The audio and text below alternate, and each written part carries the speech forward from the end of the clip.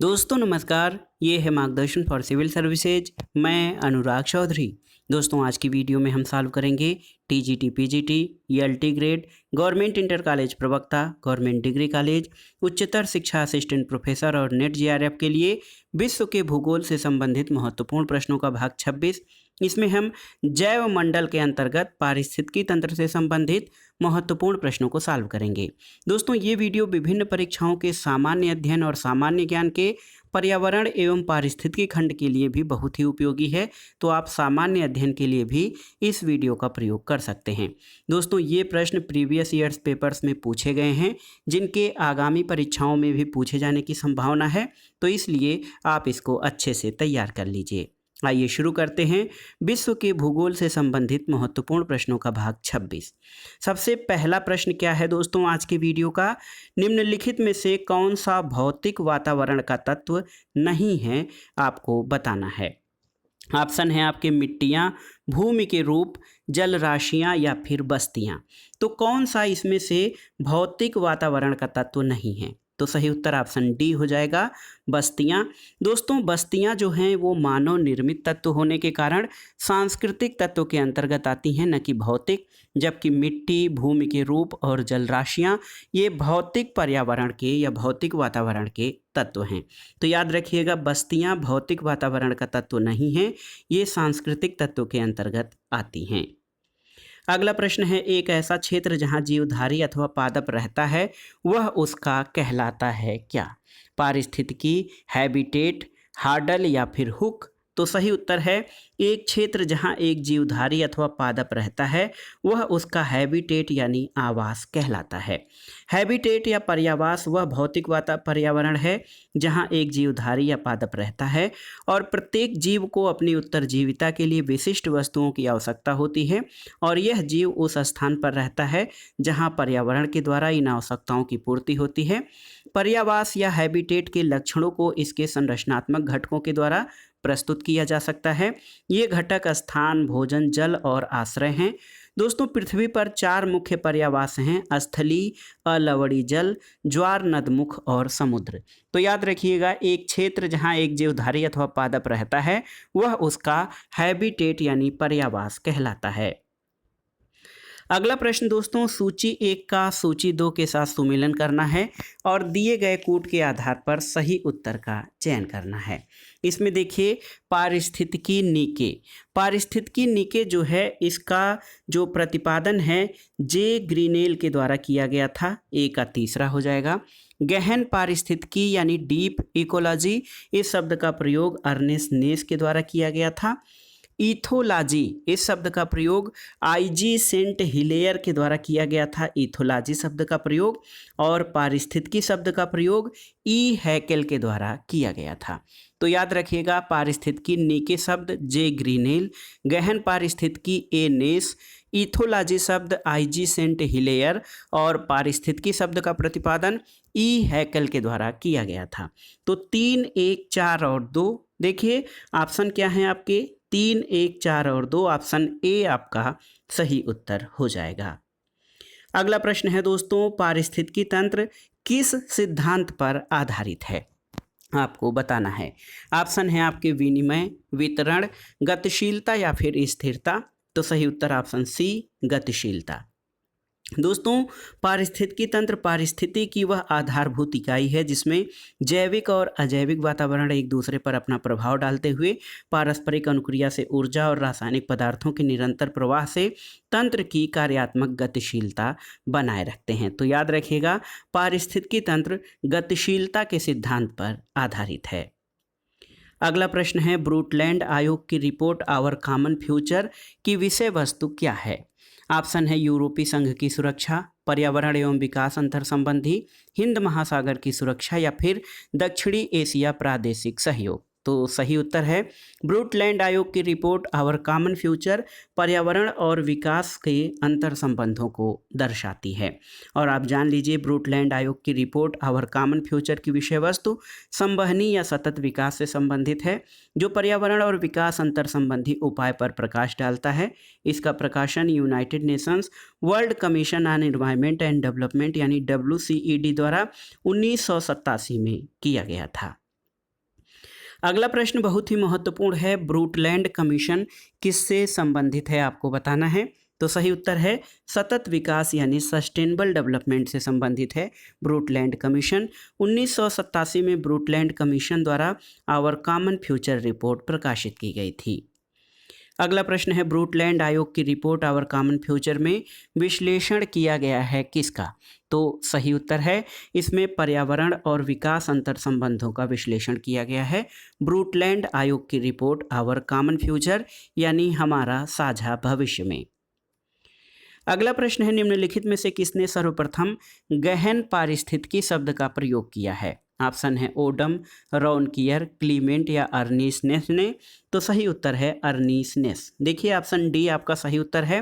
अर्नीसनेस ने 1973 में सबसे पहले गहन पारिस्थितिकी शब्द का प्रयोग किया था। अगला प्रश्न यही है कि गहन पारिस्थितिकी शब्द का प्रयोग, शब्दावली का प्रयोग सबसे पहले किसने किया था। तो आप जानते हैं अर्नीसनेस के द्वारा सबसे पहले डीप इकोलॉजी शब्द का प्रयोग किया गया था। अगला प्रश्न है, निम्नलिखित में से किसने सर्वप्रथम इकोलॉजी शब्द का प्रयोग किया था। तो सही उत्तर अर्नेस्ट हैकेल। देखिए दोस्तों, ई हैकेल जो इकोलॉजी या पारिस्थितिकी शब्द का प्रयोग जर्मनी के जंतु विज्ञानी अर्नेस्ट हैकेल के द्वारा किया गया था। उन्होंने ओइकोलॉजी शब्द का प्रयोग किया था। और आप जान लीजिए कि पारिस्थितिकी सामान्य रूप से उस विज्ञान को कहते हैं जिसके अंतर्गत किसी पारिस्थितिकी तंत्र में सभी जीवों और उनके भौतिक पर्यावरण में तथा दूसरी तरफ विभिन्न जीवों के पारस्परिक अंतरक्रियाओं का अध्ययन किया जाता है। तो याद रखिएगा इकोलॉजी शब्द का प्रयोग सबसे पहले अर्नेस्ट हैकेल के द्वारा किया गया था। अगले प्रश्न पर आते हैं दोस्तों, पारिस्थितिकी तंत्र शब्द का या इकोसिस्टम शब्द का प्रयोग सबसे पहले 1935 में किस विद्वान के द्वारा किया गया था। ऑप्शन है बेरी, स्टुडार्ट, टांसले या फिर डेविस। तो सही उत्तर ऑप्शन सी टांसले। दोस्तों, पारिस्थितिकी तंत्र शब्द का प्रयोग सबसे पहले 1935 में एजी टांसले के द्वारा किया गया था। कुछ अन्य महत्वपूर्ण तथ्यों को जान लेते हैं दोस्तों। जीव समूह के चारों ओर विद्यमान परिस्थितियों को जीव समूह का पर्यावरण कहते हैं। जीव समूह और उनके पर्यावरण के मध्य संबंध के अध्ययन को पारिस्थितिकी यानी इकोलॉजी कहा जाता है। इकोलॉजी शब्द ओइकोस यानी रहने का स्थान और लोगोस यानी अध्ययन से मिलकर बना है। अगला प्रश्न है, पारिस्थितिकी तंत्र शब्दावली का प्रयोग किसके द्वारा प्रस्तावित किया गया था। तो आप जानते हैं एजी टांसले द्वारा सबसे पहले इकोसिस्टम या पारिस्थितिकी तंत्र शब्द का प्रयोग किया गया था। अगला प्रश्न है, शब्द इकोसिस्टम शब्द किसने प्रस्तावित किया था। तो उत्तर है इकोसिस्टम शब्द सबसे पहले एजी टांसले ने प्रस्तावित किया था। ये प्रश्न कई परीक्षाओं में पूछा गया है और सेम यही प्रश्न दोहराया है हिंदी संस्करण में कि किसने पारिस्थितिकी तंत्र शब्द का प्रयोग सबसे पहले किया था। तो आप जानते हैं एजी टांसले ने। अगला प्रश्न है, निम्नलिखित में से कौन सा पारिस्थितिकी तंत्र के विषय में सही नहीं है आपको बताना है। यह एक कार्यशील इकाई है, यह एक बंद तंत्र है, यह विभिन्न प्रकार की ऊर्जा द्वारा चालित होता है और इसकी अपनी उत्पादकता होती है। तो दोस्तों, सभी कथन तो सही हैं, लेकिन यह एक बंद तंत्र है, ये सही नहीं है। पारिस्थितिकी तंत्र बंद तंत्र नहीं बल्कि एक खुला तंत्र होता है। ये कार्यशील इकाई है, विभिन्न प्रकार की ऊर्जा द्वारा संचालित होता है और इसकी अपनी उत्पादकता होती है। तो ऑप्शन बी आपका सही नहीं है। देखिए दोस्तों, पारिस्थितिकी तंत्र जीवमंडल में एक निश्चित क्षेत्र धारण करता है। इसकी रचना 3 मूल घटक ऊर्जा संघटक, जैविक घटक और अजैविक या भौतिक संघटक के द्वारा होती है।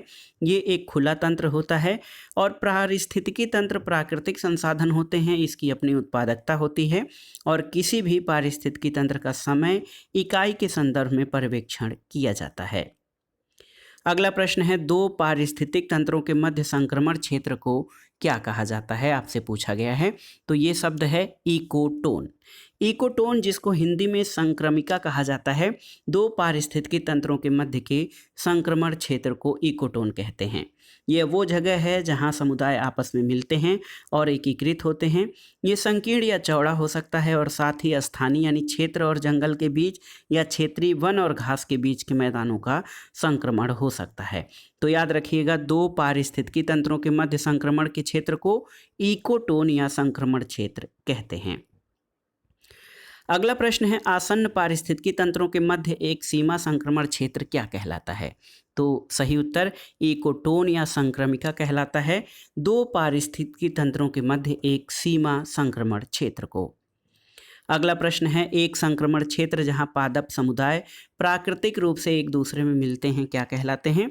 तो सही उत्तर ऑप्शन ए, एक संक्रमण क्षेत्र जहां पर पादप समुदाय प्राकृतिक रूप से एक दूसरे से मिलते हैं उनको संक्रमिका या इकोटोन कहा जाता है।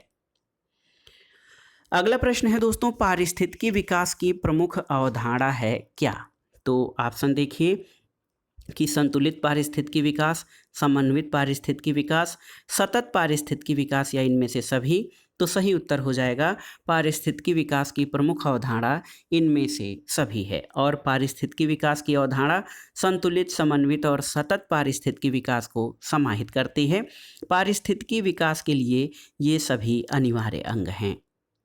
अगला प्रश्न है, पारिस्थितिकी व्यवस्था में जीव के विशिष्ट स्थान को क्या कहा जाता है? तो आप जानते हैं इसको गर्तस्थ या निषेय कहा जाता है। देखिए, पारिस्थितिकी व्यवस्था में जीव के विशिष्ट स्थान को निषेय कहा जाता है, जिसको गर्तस्थ कहा जाता है। कई प्रजातियां अपने प्राकृतिक प्रवेश को साझा कर सकती हैं और पारिस्थितिकी कर्मता के बारे में ऐसा संभव नहीं है। प्रत्येक प्रजाति के पशु और पेड़ पौधे एक समुदाय के सदस्य हैं। पारिस्थितिकी कर्मता एक पारिस्थितिकी तंत्र के उन सभी भौतिक, रासायनिक और जैविक कारकों का वर्णन करती है जो उस प्रजाति के जीवन और प्रजनन के लिए आवश्यक है। पारिस्थितिकी तंत्र में प्रत्येक प्रजाति की एक क्षेत्र, निश्चित और विशिष्ट भूमिका होती है, इसलिए एक ही में दो प्रजातियां लंबे समय तक समान पारिस्थितिकी कर्मता पर आधारित नहीं रह सकती हैं। तो याद रखिएगा, पारिस्थितिकी व्यवस्था में जीव के विशिष्ट स्थान को गर्तस्थ या निषेय कहा जाता है। अगला प्रश्न है, पारिस्थितिक तंत्र क्रियाशील होता है कैसे? तो सही उत्तर है, पारिस्थितिकी तंत्र ऊर्जा प्रवाह, पोषक तत्वों और खनिजों के परिसंचरण के माध्यम से क्रियाशील होता है। ऑप्शन ए आपका सही उत्तर है। आप जान लीजिए कि पारिस्थितिक तंत्र ऊर्जा प्रवाह, पोषक तत्वों और खनिजों के परिसंचरण के माध्यम से क्रियाशील होता है और पारिस्थितिकी तंत्र की क्रियाशीलता ऊर्जा प्रवाह के प्रारूप पर निर्भर करती है। पारिस्थितिकी तंत्र में तत्वों या पदार्थों के पोषक तत्वों का संचरण ऊर्जा प्रवाह के द्वारा संभव होता है। अगला प्रश्न है, निम्नलिखित में से कौन सा कथन सांस्कृतिक पारिस्थितिकी के संबंध में सही नहीं है? आपको बताना है। ऑप्शन है आपके, इसका संबंध सांस्कृतिक वर्ग और इसके प्राकृतिक पर्यावरण से है, सही है। ये मानव समाजों में अनुकूलनीय प्रक्रियाओं का अध्ययन है, सही है। यह समाज समान सामाजिक व्यवस्थाओं से गुजरते हैं, सही नहीं है। ये मानव पारिस्थितिकी का उपसमूह है। तो इसमें देखिए, ये समाज समान सामाजिक विकास अवस्थाओं से गुजरते हैं, ये सही नहीं है, क्योंकि आप जानते हैं कि सांस्कृतिक भूगोल में सांस्कृतिक पारिस्थितिक का तात्पर्य विभिन्न जीवधारियों के भौतिक पर्यावरण से संबंध होता है और सांस्कृतिक परिस्थितियों से ज्ञात क्रियाओं से संबंधित भूदृश्य की अवस्थाओं, भूदृश्य विकास में संलग्न मानव क्रियाओं, सांस्कृतिक और सामाजिक तत्वों से संबंधित भूमि उपयोग, जीवन यापन की दशाओं और मानव कल्याण से संबंधित स्थितियों का अध्ययन किया जाता है। अगले प्रश्न पर आते हैं, निम्नांकित में से कौन मानव केंद्रित है? आपको बताना है। सतही पारिस्थितिकी, गहन पारिस्थितिकी, स्वापारिस्थितिकी या समुदाय पारिस्थितिकी। तो सही उत्तर ऑप्शन डी, समुदाय पारिस्थितिकी। दोस्तों, इसके अंतर्गत जीवों के समूह यानी जैविक समुदायों के जटिल अंतर संबंधों का अध्ययन किया जाता है। इसका कारण ये है कि समस्त जीवधारी जैसे पौधे, जंतु, सूक्ष्म जीव आदि एक दूसरे को प्रभावित करते हैं और अपने निवास क्षेत्रों और प्राकृतिक पर्यावरण के साथ पारस्परिक क्रिया करते हैं। तो समुदाय पारिस्थितिकी मानव केंद्रित है। अगला प्रश्न है कि निम्नलिखित में से कौन पारिस्थितिकी कर्मता यानी नीचे से संबंधित है? देखिए, न्यूनतम बल का नियम, एक रूपतावाद का नियम, प्रतिस्पर्धात्मक निष्कासन का नियम या इकोसोफी का सिद्धांत। तो सही उत्तर है, पारिस्थितिक कर्मता का जो संबंध है वो प्रतिस्पर्धात्मक निष्कासन नियम से संबंधित है। पारिस्थितिक कर्मता या नीचे ये व्याख्या करती है कि किस तरह से जीव या जीवों के समुदाय वितरित समता और प्रतिस्पर्धा के साथ पेश आते हैं। पारिस्थितिक कर्मता जीवों को जीवन शैली को दर्शाता है। सभी जीवों की एक अलग अलग कर्मता है जिसमें रहकर जीव अपना जीवन धारण करता है और संतति को जन्म देता है। तो सही उत्तर है पारिस्थितिक कर्मता से संबंधित है प्रतिस्पर्धात्मक निष्कासन का नियम। अब आइए अगले प्रश्न पर आते हैं दोस्तों। प्रश्न है कि निम्नलिखित में से पारिस्थितिकी तंत्रों में सबसे ज़्यादा प्राथमिक उत्पादन किसका है। देखिए, शैवाल तल और भित्तियों का, महाद्वीपीय मग्न तटों का, खुले महासागरों का या ज्वारीय नदीमुख का। तो सही उत्तर है पारिस्थितिकी तंत्रों में सबसे ज़्यादा प्राथमिक उत्पादकता शैवाल तल और भित्तियों का है। तो आप देख सकते हैं दोस्तों, शैवाल तल और भित्तियों की पारिस्थितिकी तंत्रों में सर्वाधिक प्राथमिक उत्पादन है। अगला प्रश्न है पारिस्थितिकी संसाधनों के संरक्षण के लिए मनुष्य और जैवमंडल कार्यक्रम को किस संस्था ने आरंभ किया था। तो इसको शार्ट में MAB कहा जाता है, मैन एंड बायोडाइवर्सिटी प्रोग्राम। तो सही उत्तर है मैन एंड बायोडाइवर्सिटी प्रोग्राम को दोस्तों यूनेस्को द्वारा शुरू किया गया था। तो याद रखिएगा, पारिस्थितिकी संसाधनों के संरक्षण के लिए मनुष्य और जैवमंडल कार्यक्रम यानी मैब को 1971 में यूनेस्को ने आरंभ किया था। इसके अंतर्गत अब तक 727 जैवमंडल आरक्षित क्षेत्र 131 देशों में स्थापित किए गए हैं। अगला प्रश्न है निम्नलिखित में किस जीव वैज्ञानिक ने भोजन श्रृंखला में से एक से अधिक भोजन कड़ियों के बारे में बताया है। ऑप्शन है A.G. Tansley, R.L. लीडेमन, इपिडोडम या C. एल्टन। तो सही उत्तर है ऑप्शन D, C. एल्टन।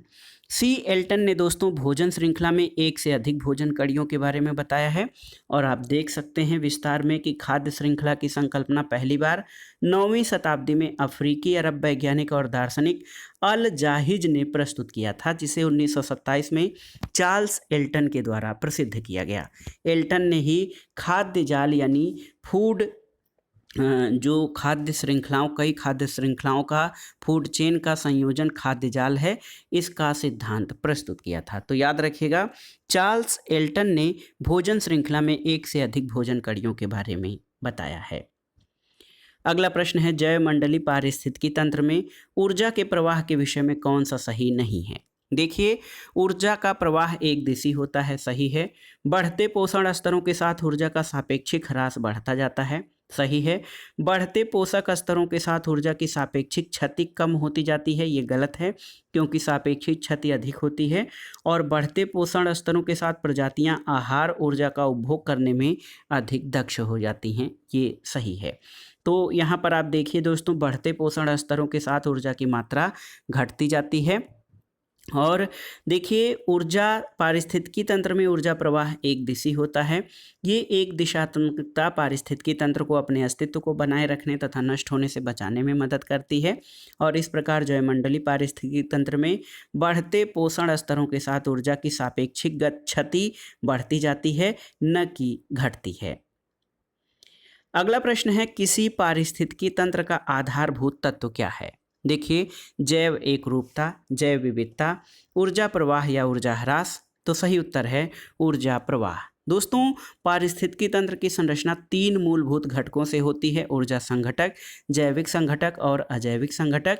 सामान्य रूप से पारिस्थितिकी के अंतर्गत समस्त जीव और भौतिक पर्यावरण के मध्य अंतर संबंधों और विभिन्न जीवधारियों के और पर्यावरण के तत्वों के मध्य पारस्परिक अंतर क्रियाओं की व्यवस्था का अध्ययन किया जाता है और इसी अंतर प्रक्रिया की व्यवस्था को पारिस्थितिकी कहा जाता है। गहरे समुद्र में जल तापी पारितंत्र को छोड़कर पृथ्वी पर सभी पारिस्थितिकी तंत्रों के लिए एकमात्र ऊर्जा स्रोत सूर्य है। पादप और प्रकाश संश्लेषण जीवाणु सूर्य की विकिरित ऊर्जा को सरल कार्बनिक पदार्थों से आहार करने में लगते हैं और पादपों द्वारा संग्रहण की गई सौर ऊर्जा एक पारिस्थितिकी तंत्र के विभिन्न जीवों के माध्यम से प्रवाहित होती है। इसलिए पारिस्थितिकी तंत्र का आधारभूत तत्व ऊर्जा प्रवाह है। अगला प्रश्न है निम्नलिखित में से कौन पारिस्थितिकी तंत्र का अजैविक घटक है। पादप, बैक्टीरिया, फफूंद या कवक या फिर प्रकाश। तो सही उत्तर है प्रकाश। देखिए दोस्तों, प्रकाश जो है ये पारिस्थितिकी तंत्र का अजैविक घटक है। आप जान लीजिए, अजैविक घटक भौतिक पर्यावरण का प्रतिनिधित्व करते हैं और इसके अंतर्गत वायु, मृदा, जल, सूर्य का प्रकाश आदि शामिल किया जाता है। जैविक घटकों में पादप, जंतु तंत्र, सूक्ष्म जीव तंत्र शामिल हैं। इसलिए पादप, बैक्टीरिया, फफूंद, कवक जैविक घटक के भाग हैं, जबकि प्रकाश, मृदा, वायु, जल और सूर्य ये अजैविक घटक के भाग हैं। अगला प्रश्न है, कई खाद्य श्रृंखलाओं के एक दूसरे से घुलने मिलने पर प्रत्येक स्तर पर जीवों के परस्पर संबंध बहुत जटिल हो जाते हैं, उसे क्या कहा जाता है? तो इसे दोस्तों कई खाद्य श्रृंखलाओं के एक दूसरे के मिलने से खाद्य जाल यानी भोजन जाल का निर्माण होता है। और आप देखिए, खाद्य जाल प्रकृति में पोषण प्राप्ति के अनेक वैकल्पिक रास्तों का निर्माण होता है जो पारिस्थितिक साम्यावस्था या संतुलन के लिए आवश्यक है। अगर दोस्त देखें तो उत्पादकों से प्राथमिक, द्वितीयक और तृतीयक उपभोक्ताओं तक जीवधारियों द्वारा ऊर्जा के स्थानांतरण की प्रक्रिया खाद्य श्रृंखला कहलाती है। खाद्य श्रृंखला 3 प्रकार की होती है। एक तो प्रीडेटर फूड चेन यानी यह हरे पौधों से आरंभ होकर बड़े जंतुओं की ओर चलती है। परजीवी खाद्य श्रृंखला यानी पैरासिटिक फूड चेन, ये बड़े जंतुओं से आरंभ होकर छोटे जंतुओं की ओर चलती है। और मृतोपजीवी खाद्य श्रृंखला, ये मृत प्राणियों से आरंभ होकर सूक्ष्मजीवों की ओर चलती है। और प्रकृति में विभिन्न खाद्य श्रृंखलाएं आपस में मिलकर जो तंत्र बनाती हैं उसको फूड वेब या खाद्य जाल कहते हैं। अगला प्रश्न है दोस्तों, पारिस्थितिकी तंत्र में पोषक तत्वों का संचरण होता है कैसे? प्रत्यक्ष प्रवाह, अप्रत्यक्ष प्रवाह, उत्क्रमणी या अनुत्क्रमणी?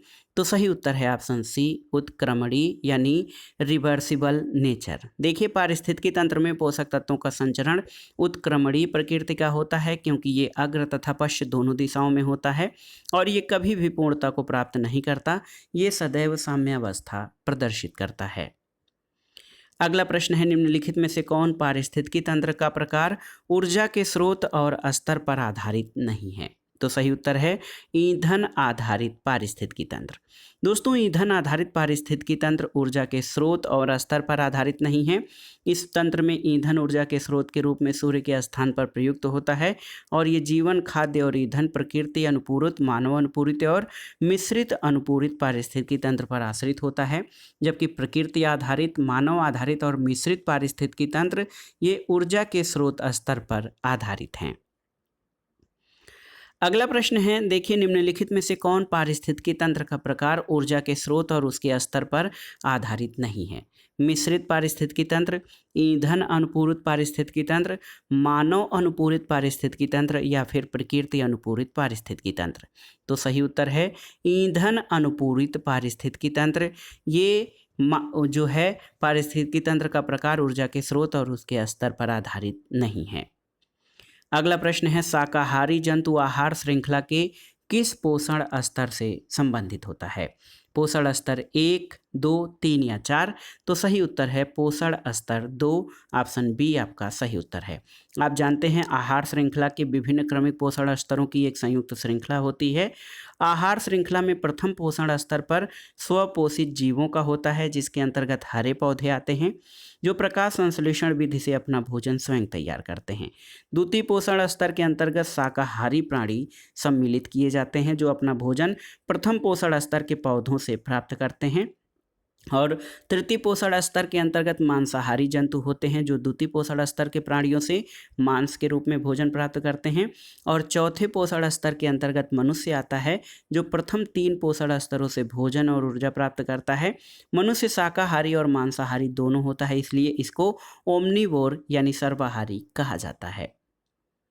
अगला प्रश्न है, निम्नलिखित में से कौन शाकाहारी घटक है? आपको बताना है शेर, हिरण, बाघ या मेढक? तो इसमें से कौन सा शाकाहारी घटक है आपको बताना है। तो सही उत्तर है शाकाहारी घटक आपका हिरण हो जाएगा। शेर, बाघ और मेढक ये मांसाहारी की श्रेणी में आते हैं। अगला प्रश्न, सूची 1 का सूची 2 से सुमेलन करना है। इसमें पोषण स्तर और जीवों का सुमेलन करना है। स्वपोषी, तो हरे पौधे यानी घास स्वपोषी का उदाहरण है। शाकाहारी, तो भेड़ दोस्तों ये शाकाहारी में आता है। मांसाहारी में तेंदुआ और सर्वाहारी में मानव, क्योंकि शाक और मांस दोनों का सेवन करता है, भक्षण करता है, इसलिए ये सर्वाहारी के अंतर्गत आता है। तो देखिए बी, सी, डी और ए, बी, सी, डी और ए आपका सही उत्तर ऑप्शन ए हो जाएगा। अगला प्रश्न है, निम्नलिखित में से कौन सा शब्द होमो सैपियंस से संबंधित है? शाकाहारी, मांसाहारी, सर्वाहारी या स्वयंपोषी? तो सही उत्तर है होमो सैपियंस से सर्वाहारी का बोध होता है, ये सर्वाहारी वर्ग से संबंधित है। अगला प्रश्न है, आहार जाल या खाद्य जाल किस तरह का होता है? तो आप जान लीजिए दोस्तों, आहार जाल खाद्य श्रृंखलाओं का एक अंतर ग्रंथित जाल होता है। कई प्रकार के जो फूड चेन होती हैं वो मिलकर फूड वेब यानी खाद्य जाल का निर्माण करती हैं। अगला प्रश्न है, प्राकृतिक पारिस्थितिकी तंत्र में निम्न पोषण स्तर के जीवों से आहार ऊर्जा का उच्च पोषण स्तर के जीवों में स्थानांतरण के क्रम को क्या कहा जाता है? ऑप्शन है आहार श्रृंखला, आहार जाल, ऊर्जा पिरामिड या फिर स्वपोषी संघटक। तो सही उत्तर है आहार श्रृंखला या खाद्य श्रृंखला। दोस्तों आप देख सकते हैं किसी निश्चित पारिस्थितिकी तंत्र में विभिन्न पोषण स्तरों से आहार ऊर्जा के एक जीव से दूसरे में स्थानांतरण के क्रम को आहार श्रृंखला कहा जाता है। अगला प्रश्न है, एक नैसर्गिक या प्राकृतिक आहार श्रृंखला में विभिन्न पोषण स्तरों का सही क्रम क्या है? तो सही क्रम हो जाएगा, सबसे पहले स्वपोषी आएगा, फिर शाकाहारी, फिर मांसाहारी, उसके बाद सर्वाहारी और सबसे लास्ट में अपघटक आएंगे। तो ऑप्शन बी आपका सही उत्तर हो जाएगा। आप देख सकते हैं पारिस्थितिकी तंत्र में आहार पोषण पदानुक्रम में होता है और ये पोषण कई स्तरों पर संपन्न होता है, इसे पोषण स्तर कहते हैं। आहार तथा ऊर्जा एक जीव और दूसरे जीव से क्रमबद्ध रूप में स्थानांतरित होती है, उसे आहार श्रृंखला कहते हैं। और जिस बिंदु पर एक जीव से दूसरे जीव में ऊर्जा का स्थानांतरण होता है उसे पोषण स्तर कहते हैं। और ये स्वपोषी, शाकाहारी, मांसाहारी, सर्वाहारी और अपघटक के क्रम में होता है। अगला प्रश्न है, वायुमंडलीय प्राथमिक उत्पादकों द्वारा आत्मसात की गई ऊर्जा की संपूर्ण मात्रा को क्या कहा जाता है? तो देखिए, वायुमंडलीय प्राथमिक उत्पादकों द्वारा आत्मसात की गई ऊर्जा की संपूर्ण मात्रा को शुद्ध प्राथमिक उत्पादकता कहते हैं। ऑप्शन डी आपका सही उत्तर है नेट प्राइमरी प्रोडक्शन। देखिए, वायुमंडलीय प्राथमिक उत्पादों द्वारा आत्मसात की गई ऊर्जा की संपूर्ण मात्रा को शुद्ध प्राथमिक उत्पादकता या नेट प्राइमरी प्रोडक्शन कहते हैं। और इसमें ऊर्जा की सिर्फ उसी मात्रा को शामिल किया जाता है जो जैविक पदार्थों में संग्रहित रहती है और उच्च पोषण स्तरों को सुलभ होती है। अगले प्रश्न पर आते हैं, एक पारिस्थितिकी तंत्र में सकल प्राथमिक उत्पादन से हानियां घटाकर इंगित की जाती हैं किसको? तो सही उत्तर है निबल प्राथमिक उत्पादन या नेट प्राथमिक उत्पादकता को। एक पारिस्थितिकी तंत्र में सकल प्राथमिक उत्पादन से हानियों को घटाकर जो शुद्ध उत्पादन शेष होता है उसे नेट प्राथमिक उत्पादन कहा जाता है।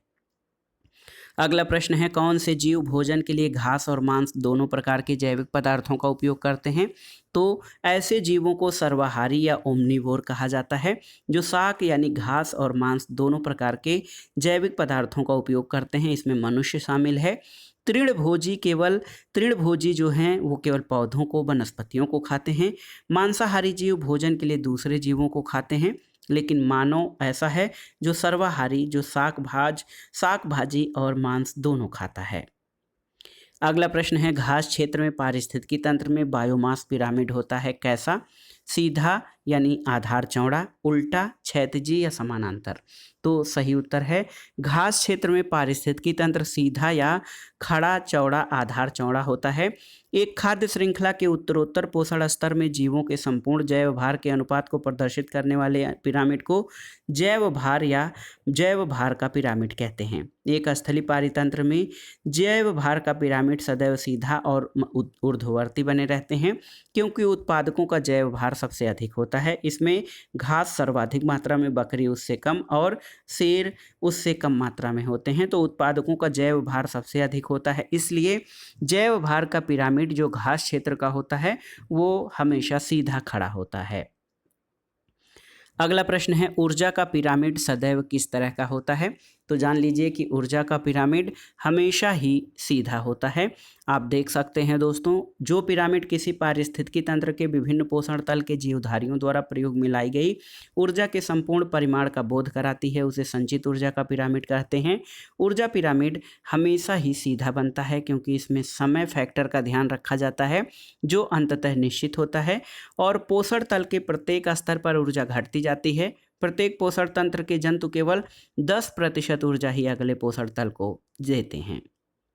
अगला प्रश्न है, निम्नलिखित में से कौन जीव मंडलीय पारिस्थितिकी तंत्र में प्राथमिक उत्पादक है? स्वपोषी, मृतपोषी, रसायन पोषी या फिर प्राणी संभोजी? तो आप जानते हैं स्वपोषी जो जीव होते हैं ये पारिस्थितिकी तंत्र में प्राथमिक उत्पादक हैं और ये सूर्य से प्राप्त ऊर्जा के माध्यम से जो है उत्पादन करते हैं। अगला प्रश्न है, मृत और सड़नशील कार्बनिक पदार्थ का अकार्बनिक मृदा पुष्टिकारक में परिवर्तित होना इनके द्वारा होता है। तो किसके द्वारा? सही उत्तर है डीकम्पोजर्स यानी अपघटकों के द्वारा मृत और सड़नशील कार्बनिक पदार्थ का अकार्बनिक मृदा पुष्टिकारक में परिवर्तित होना अपघटकों या डीकम्पोजर्स के द्वारा होता है। अगला प्रश्न है, सूची 1 का सूची 2 से सुमेलन करना है और दिए गए कूट के आधार पर सही उत्तर का चयन करना है। यहाँ पर विश्व वन्य जीव दिवस आपका ये 3 मार्च को मनाया जाता है, याद रखिएगा। विश्व मृदा दिवस 5 दिसंबर को, विश्व जल दिवस 22 मार्च को और विश्व खाद्य दिवस 16 अक्टूबर को मनाया जाता है। तो ABCD का सीधे सीधे 1 2 3 4 हो जाएगा, ऑप्शन बी आपका सही उत्तर हो जाएगा। देखिए एक बार फिर से देख लेते हैं। विश्व वन्य जीव दिवस प्रतिवर्ष 3 मार्च को मनाते हैं, विश्व मृदा दिवस यानी वर्ल्ड सॉइल डे 5 दिसंबर को, विश्व जल दिवस 22 मार्च को और विश्व खाद्य दिवस 16 अक्टूबर को मनाया जाता है। अगले प्रश्न पर आते हैं दोस्तों। अगला प्रश्न बहुत ही महत्वपूर्ण है जो कि सुमेलन से है। इसमें विश्व पर्यावरण दिवस आप जानते हैं कि 5 जून को मनाया जाता है। इसमें पूछा गया है कौन सा सुमेलित नहीं है। विश्व पर्यावास दिवस ये 10 जनवरी को नहीं बल्कि विश्व पर्यावास दिवस प्रत्येक वर्ष अक्टूबर माह के प्रथम सोमवार को मनाया जाता है और विश्व पृथ्वी दिवस 22 अप्रैल को, विश्व जनसंख्या दिवस 11 अप्रैल को। तो विश्व पर्यावास दिवस ये प्रत्येक वर्ष अक्टूबर माह के प्रथम सोमवार को मनाया जाता है और इसको मनाने का उद्देश्य विश्व के शहरों और कस्बों की स्थिति का पता लगाना और आश्रय के लिए पर्याप्त मानव अधिकार की आवश्यकता की पूर्ति सुनिश्चित करना है। अगला प्रश्न है, पारिस्थितिकी तंत्र के निम्न घटकों में से कौन सा एक जैव और अजैव साम्राज्य के मध्यस्थ का कार्य करता है? तो सही उत्तर है वियोजक। दोस्तों वियोजक जो होते हैं ये पारिस्थितिकी तंत्र के घटकों में ये जैव और अजैव साम्राज्य के बीच मध्यस्थ का काम करते हैं। ये सूक्ष्म जीव होते हैं वियोजक जो कि अन्य जैविक पदार्थों को सड़ा गलाकर यानी डिकम्पोज करके वियोजित करते हैं और वियोजन प्रक्रिया के दौरान ये अपना भोजन ग्रहण करते हैं और जैविक तत्वों की पुनर्व्यवस्था भी करते हैं। ये वियोजक जीव सूक्ष्म बैक्टीरिया या फंगस या फंफूदी जटिल जैविक पदार्थों को एक दूसरे से अलग करके उन्हें सामान्य बनाते हैं, जिससे ये तत्व स्वपोषित प्राथमिक उत्पादक पौधों के लिए पुनः सुलभ हो जाते हैं। अगला प्रश्न है, निम्नलिखित में से कौन सा जैव भू रासायनिक चक्र नहीं है? कार्बन चक्र, नाइट्रोजन चक्र, अपर्दन चक्र या ऑक्सीजन चक्र? तो सही उत्तर है अपर्दन चक्र। दोस्तों अपर्दन चक्र ये जैव भू रासायनिक चक्र नहीं है। किसी पारिस्थितिकी तंत्र में भूमि, पानी, वायु और जीवों में रासायनिक पदार्थों के चक्रण को जैव भू रासायनिक चक्र कहते हैं। जैव भू रासायनिक चक्र 2 प्रकार के, एक तो गैसीय चक्र, इनमें जलीय कार्बन, ऑक्सीजन, नाइट्रोजन चक्र और अवसादी या ठोस पदार्थ जिनमें फास्फोरस और सल्फर चक्र होते हैं। तो याद रखिए अपर्दन चक्र जैव भू रासायनिक चक्र का हिस्सा नहीं है। अगला प्रश्न है, निम्नलिखित में से कौन जड़ परासरण, तड़ित विसर्जन और जैविक क्रिया से संबंधित है? तो देखिए ऑप्शन है कार्बन चक्र, नाइट्रोजन चक्र, ऑक्सीजन चक्र या फास्फोरस चक्र। तो सही उत्तर है ऑप्शन बी नाइट्रोजन चक्र। दोस्तों नाइट्रोजन चक्र जड़ परासरण, तड़ित विसर्जन और जैविक क्रिया से संबंधित है। वायुमंडल में उपस्थित नाइट्रोजन और ऑक्सीजन तड़ित विसर्जन द्वारा सम्मिलित होकर नाइट्रिक ऑक्साइड बनाती हैं। मिट्टियों में नाइट्रेट के रूप में स्थित नाइट्रोजन को पौधे अपनी जड़ों द्वारा जड़ परासरण विधि से प्राप्त करते हैं। मिट्टी में उपस्थित अमोनिया लवण को नाइट्रिकारी बैक्टीरिया नाइट्रेट्स में बदल देती हैं, जिनका मिट्टियों में संग्रह होता है और इनको पौधे भोजन के रूप में ग्रहण करते हैं। अगला प्रश्न है, एक महत्वपूर्ण प्रश्न है। पुराना प्रश्न हो गया है कि विश्व पर्यावरण दिवस 2015 का विषय क्या है, आपको बताना है। तो ये प्रश्न तो अब पुराना हो गया। ये विषय था 7 बिलियन सपने एक ग्रह सावधानी से उपयोग। और दोस्तों आपके लिए एक प्रश्न है कि विश्व पर्यावरण दिवस 2022 की थीम क्या है आपको बताना है। सभी साथी जो ये इस वीडियो को देख रहे हैं वो कमेंट बॉक्स में जो है उत्तर देंगे। वैसे जो मुझे याद आ रहा है, वनली वन अर्थ 2022 में मनाए गए विश्व पर्यावरण दिवस का थीम है। कृपया इसे कंफर्म करिएगा, आप लोग कमेंट बॉक्स में इसका उत्तर दीजिएगा कि विश्व पर्यावरण दिवस 2022 की थीम क्या है। अगला प्रश्न है दोस्तों, देखिए बहुत ही महत्वपूर्ण है। सूची 1 का सूची 2 से सुमेलन करना है। विश्व पर्यावरण दिवस आप जानते हैं 5 जून को मनाया जाता है। विश्व वन दिवस 21 मार्च को मनाया जाता है। तो यहाँ पर 21 मार्च कोई नहीं दिया गया है। मार्च 21 अगर जो देखा जाए तो विश्व वन दिवस हो जाएगा। विश्व आवास दिवस ये अक्टूबर के प्रथम सोमवार को मनाया जाता है, तो ये भी गलत दिया गया है, अक्टूबर के प्रथम सोमवार को। और विश्व ओजोन दिवस 16 सितंबर को मनाया जाता है। तो एक बार फिर से ये तिथियां याद कर लीजिए कि विश्व पर्यावरण दिवस आपका 5 जून को प्रतिवर्ष मनाया जाता है। विश्व वन दिवस 21 मार्च को। विश्व आवास दिवस प्रथम सोमवार अक्टूबर के प्रथम सोमवार को मनाया जाता है। और विश्व ओजोन दिवस 16 सितंबर को मनाया जाता है। अगला प्रश्न है, पृथ्वी और उसके पर्यावरण के संरक्षण के संदर्भ में निम्न में से किसे +5 समिट के नाम से जाना जाता है। तो +5 समिट के नाम से द्वितीय पृथ्वी सम्मेलन को जाना जाता है। और 1992 में रियो सम्मेलन में लिए गए निर्णयों की प्रगति का मूल्यांकन करने के लिए 23 से 27 जून 1997 में एक संयुक्त राष्ट्र महासभा का विशेष सत्र न्यूयॉर्क में हुआ था।